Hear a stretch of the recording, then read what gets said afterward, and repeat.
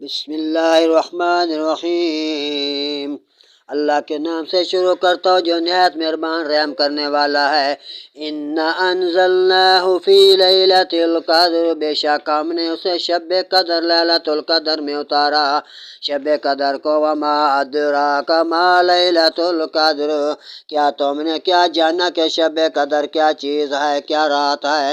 لیلۃ القدر خیر من الف شہر، شب قدر لیلۃ القدر تو 1000 مہینوں سے بہتر رات ہے جو رمضان شریف کی آخری طاق راتوں میں نازل ہوتی ہے۔ تنزل الملائکۃ والروح فیہا بِإِذْنِ رَبِّهِم مِّن كُلِّ أَمْرٍ، اس میں فرشتے اور جبرائیل علیہ السلام اترتے ہیں اپنے رب کے حکم سے ان مسلمانوں کے نام اعمالوں کو لکھنے کے لیے جو شب قدر کی آخری طاق راتوں میں، رمضان شریف کی آخری طاق راتوں میں اللہ تعالیٰ کی عبادات میں مصروف عمل ہوتے ہیں۔